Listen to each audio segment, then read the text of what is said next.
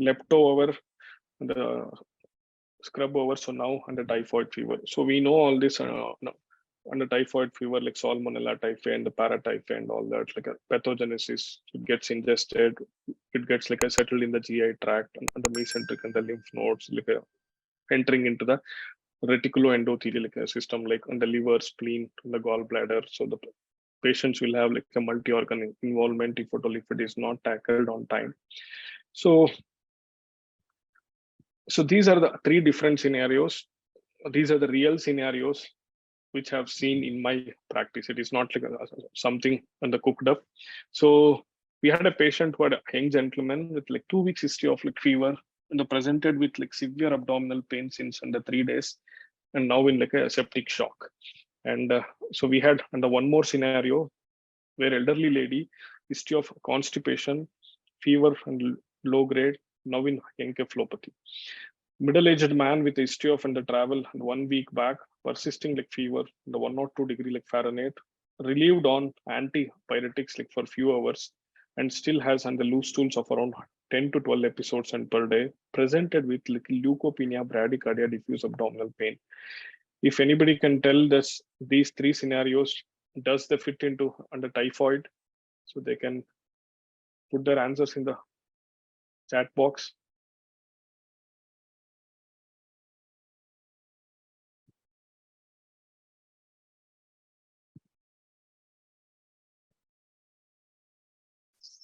Someone has replied.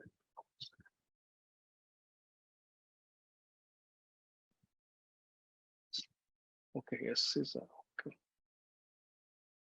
Okay, so the young gentleman with a 2 weeks history of like fever presented with a severe abdominal pain.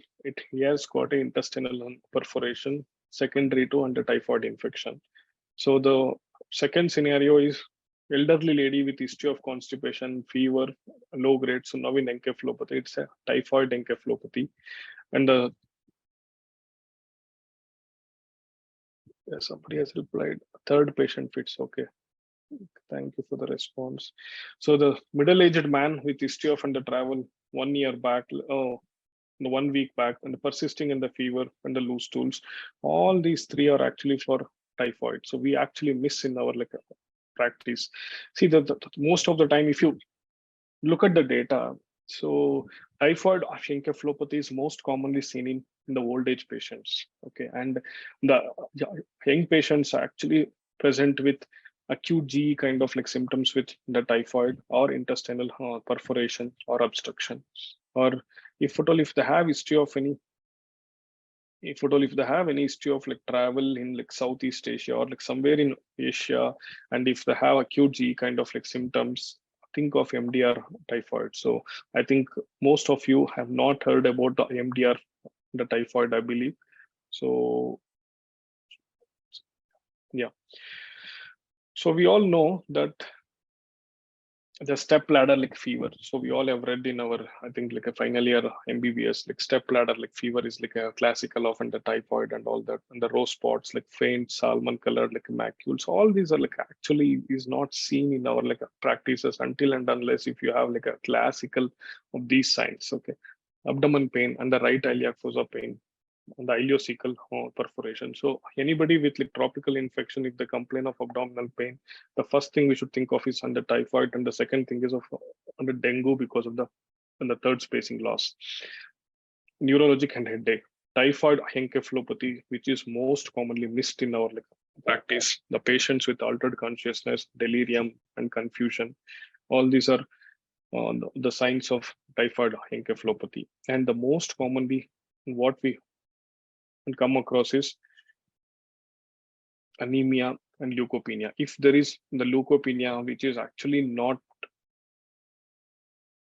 reverting to normal counts, it means like a bone marrow involvement has become very severe and abnormal in the liver function test. So diagnosis, blood culture. The most commonly what we do in the sense generally, if at all if you see this kind of in the patient, so they must have gone to like some clinic outside, and they must have done under serology and the Vidal test or the Typhoid test, these both are actually not like so sensitive or like specific test. And for this, it is always blood culture. If you feel that like a patient has got typhoid kind of illness, blood culture is like a gold standard. It is 50 to 70% of the patients. And apart from that, if you feel that like a patient has got like a bone marrow involvement in the sense like pancytopenia kind of feature, so then it is like a bone marrow culture to be done after 7 to 10 days. It is like most sensitive, more than 90%, and remain positive. The stool culture is hardly around 30 to 40% of the cases, the sensitivity and the specificity. It reserved for bone marrow culture is actually the result for the complicated the cases and the suspected the treatment, the non-response due to antimicrobial the resistance. So if you see at this systematic and the review analysis, rapid diagnostic and the test for the typhoid in the paratyphoid fever, all these tests like a TP dot, the Vidal, all that is actually waste. If you look at this, it has got like more of like bias and all that, and a diagnostic accuracy is not so great. So the treatment, so I know here also, and we have MDR typhoid or XDR in the typhoid, so which you might not have heard. So the MDR, so which is actually seen from 2007 to 16. It is actually MDR is to be called when there is resistant to chloramphenicol, cotrimoxazole, and ampicillin. And most of the time, so when you're suspecting under typhoid, the dose of ceftriaxone is actually higher dose. It is 50 to 100 mg per kg IV in 1 or 2 divided doses. It is at least like first day the patient should receive around like 4 grams. It hard these typhoid bacilli, and azithromycin and the 1 gram and orally and the loading dose and the 500 mg once a day, like 5 days. Please note down here, it is not on the usual dose of azithromycin. It's not like a 500 mg like once a day for like 3 days. It is 1 gram and orally as loading, and the 500 mg once a day, like for 5 days. And the combination therapy, though we have not seen much of the trials or any in the review analysis, the case reports has shown some amount of good response. And if you feel that like a patient has got like repeated episodes of abdominal pain, abdominal distension, involve like surgeons early, and there'll be high suspicion of perforation. So the treatment of XDR typhoid like bacilli is like most commonly seen in like Pakistan and Afghanistan areas. So though I told like the most of the time what taking the history is like most important. So the patients coming from these zones, the treatment actually differs. Meropenem is a drug of choice for XDR and the typhoid. Ileal perforation, like prompt surgical intervention, it will be required. And the patients who actually present with typhoid with ileal perforation, the drug of choice should be always meropenem. It is not the ceftriaxone. And the severe typhoid illness with encephalopathy, dexamethasone. Steroid is indicated, so because it's more of a cerebral edema. So dexamethasone like 3 mg per kg and followed by 1 mg per kg every 6 hours, at least for 2 to 3 days. It's not for like 5 days or 7 days. So it's all about the typhoid. So next comes, see some.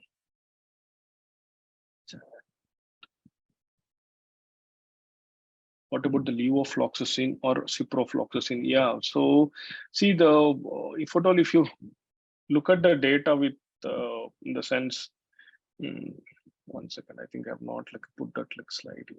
So yeah, levoflox and see MDR. What I told about from the like 2007 to 16, the most of these patients who are isolated with IMDR bugs had a resistance to under levoflox.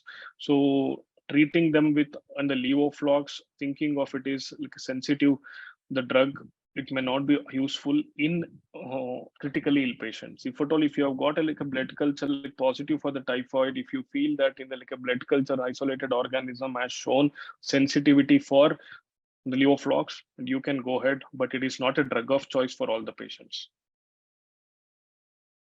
The dengue, the severe dengue, so which we have seen, I think from the 2001 to 2010. So now I'll show you the data. Yeah, so this is sometime from 2013 and 2017 in all the states. So the 2017 number of the cases have increased mostly in South India. So if you see Karnataka, Kerala, Tamil Nadu, and I think in North India, it's only in like Punjab. In the 2003, it was actually less in all these like states. So, but if you see, there is a and the one more data on, yeah. So this is actually released, I think, like sometime in so last year, like May. So where the C is actually number of the cases. One second, let's look pointer. Yeah, C is number of the cases, and the D is actually death. So if you take from the 2015, 16, 17 successively, see the in the death column, and you can see some numbers everywhere. But you see like 2022 till 31st like May, it is all zero. The dengue mortality has reduced. That means either the dengue virus virulence has decreased, or the patient's awareness on the dengue is better, or doctors are like more aware of pathogenesis of the dengue and the very well, at least after like 4 to 5 years of uh, this disease. So if you see gradually the number of the death has actually decreased. It has become like a zero, somewhere 17, 13, 16. Here it is already like 214. So here it's almost zero. So our understanding on dengue has become actually like better. So the scenarios, I think, so you all will be aware of this. The young gentleman with a fever like myalgia since and last and 3 days, like nausea and vomiting since like 1 day, and the thrombocytopenia and the decreasing trend of the platelets, and elderly gentleman fever, myalgia, multi-organ involvement, decreased urine output, severe metabolic acidosis. So this, the graph of all the clinical symptoms and also the laboratory changes.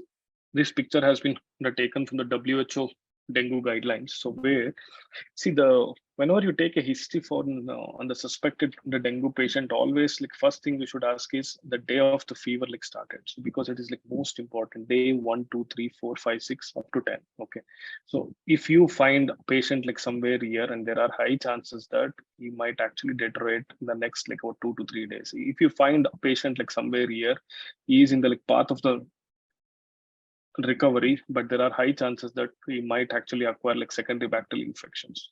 So in my practice, so when I see patients with the dengue, the first thing I ask is the day of the like fever onset, so which is like most important. So first we'll go with the like fever. Here you see the first 3 days, the febrile, the part is actually more. Patients will have in the 101, 102 degree Fahrenheit of like fever.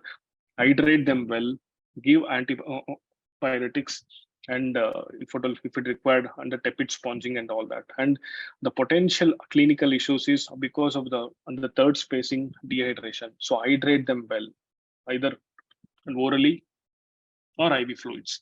And the laboratory changes, yeah, hematocrit for the first 3 days, it's almost the same.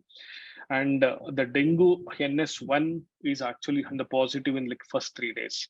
So whenever you're sending the sample, and you should know which day of the illness and you're sending the sample. So though we have like a dengue profile, like a full spectrum of the test, it covers the NS1, IgG and IgM. So but dengue NS1 will be positive in like first 3 days. And the 4, 5, 6, which is like the most important phase for all the dengue patients, where the temperature actually will be normal, but organ impairment like starts, where we think that okay, the patient has become fine, there are no febrile episodes. No, it is third to like 6th day is the ones which actually capillary leak happens, and the organ impairment happens, shock, like bleeding, intra-abdominal like bleeding happens. And here hematocrit and the goes up because of the third space loss, and the plasma and the volume will be, and there will be the leak of and the plasma volumes hematocrit and the increases. So what we do in our the practice is, so we check platelets every 8th hourly and hematocrit and every 6th hourly. And we target up to hematocrit of up to 30 to 35. So we hydrate them with and the fluids of around 200 to 250 ml per hour. Though because of the excessive and the fluids, and the lungs might become wet and hypoxia might settle in, but taking the patient out like from these 3 days like phase is like most important. Though the patient might get intubated because of the lung wetness, all that is absolutely fine. So, but the shock and the bleeding should not happen. And from the 6th day onwards, if the like a patient has like a sustained or holding on, platelets will improve by itself, and you need not give any transfusions. And the reabsorption phase like starts fluid overload because of the IV fluids, and you might have to like start them on some diuretics and all that. And IgM and IgG will become in the positive in these and 4 days. And platelet transfusions, so we keep on the target up to 10,000. So we give the transfusions only if the like a platelet goes below 10,000, or if at all if there is any like a bleeding up to 25,000. If the like a platelet count of around 17 or 18,000, if you see any like a PV bleeding or any at the cannula site like bleeding or any gum bleeding, so we give the transfusions. If there are no and the visible and the bleeding anywhere up to 10,000, and you can wait for the transfusions. So this also from the WHO and the guidelines, the dengue and the warning signs, with warning signs or without, and here the severe dengue, severe and the plasma leakage, severe hemorrhage and the organ involvement, the probable dengue with all these signs and the symptoms, the fever and 2 of the following criteria and the warning signs. If the what dengue positive patient is complaining of and the abdominal pain persisting and the vomiting, it is a sign that and there is a capillary leak happening inside the abdomen, and clinical like, fluid accumulation in the sense generalized anasarca, and laboratory increase in the hematocrit is a sign that plasma volume is actually under leaking. So the hematocrit is actually increasing. So diagnosis, it's all antigen detection in the first 3 days, NS1 antigen, and then IgG and IgM elation. No antibiotics. It's only IV hydration, monitoring the like a platelet count, hematocrit, and look for impending organ failure and signs of the capillary leak. Platelet transfusion if only less than under 10,000.